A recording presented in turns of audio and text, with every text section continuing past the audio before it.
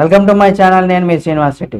మొన్న జగనన్న కాలనీలు, నేడు స్టోన్ క్రషర్స్ కంపెనీల భాగవతం ఇంతటికి ఏంటి అనేది కూడా ఈ వీడియోలో మనం తెలుసుకుందాం. వైఎస్ఆర్ కాంగ్రెస్ పార్టీ హయాంలో మంత్రులు కావచ్చు, వాళ్ళ భాగవతాలు వెలుగులోకి వస్తూనే ఉన్నాయి. మాజీ మంత్రి విడదల రజని అధికారంలో ఉండగానే అవినీతి గురించి ప్రచారం జరిగింది. అయినా ఆమెకు మాజీ సీఎం జగన్మోహన్ రెడ్డి అడ్డుకట్ట వేయలేదు. అప్పట్లో బాధితులు తమ గోడును ఎవరికి చెప్పుకోవాలో తెలియక అల్లాడిపోయారు కూడా. ప్రభుత్వం మారడంతో వారంతా ఇప్పుడు బయటకు వచ్చి తమకు జరిగినటువంటి అన్యాయాన్ని సీఎం చంద్రబాబు, మంత్రి నారా లోకేష్ పోలీసులతో చెప్పుకుంటున్నారు.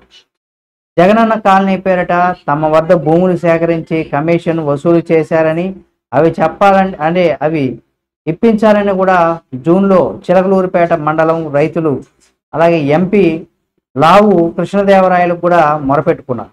అయితే చిలకలూరిపేట మండలంలో పసుమర్రుకు గుడిపూడి గ్రామాల రైతుల నుంచి కూడా 200 ఎకరాలు మాజీ మంత్రి విడదల రజని అనుచరులు కూడా సేకరించారు. 32 మంది నుంచి తొలిత 50 ఎకరాలు సేకరించారు.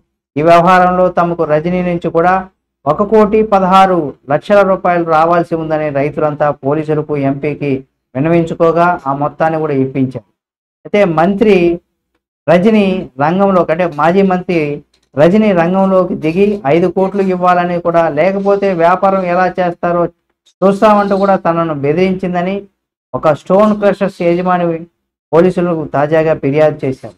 తమతో పాటు మరో 3 కలిసి స్టోన్ క్రషర్స్ నడిపిస్తుంటే మాజీ మంత్రి రజని బెదిరించారని ఎడ్లపాడుకు చెందినటువంటి నల్లపనేని చలపతిరావు ఫిర్యాదు చేయడం కలకలం రేపింది.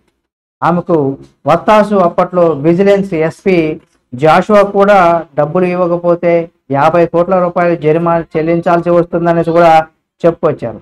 అయితే దీంతో చేసేది ఏమీ లేక 2.2 కోట్ల రూపాయలు రజనీకి ఆమె అనుచరులు ఇచ్చామని, వాటిని తిరిగి ఇప్పించాలని కూడా పోలీసులకు బాధితులైతే మొరపెట్టుకున్నారు, కోరుకున్నారు.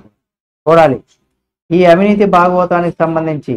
అయితే ఒకటైతే కొంత సద్దుమణిగింది, ఈ క్రషర్ స్టోన్కి సంబంధించి మరి పోలీసులు, ప్రస్తుత అధికార యంత్రాంగం ఎలా స్పందిస్తుంది, ఆమెని సేకరిస్తారా ఏంటి అనేది కూడా తెలియాలంటే మరి కొన్ని రోజులు మనం ఆగాల్సిందే. దీనికి సంబంధించి మరిన్ని అప్డేట్స్ మేము ముందుకు తీసుకొస్తుంది మా ఛానల్. కాబట్టి సబ్స్క్రైబ్ చేసుకొని పక్కనే ఉన్న బెల్ బటన్ ఒకటి మాత్రం మర్చిపోకండి.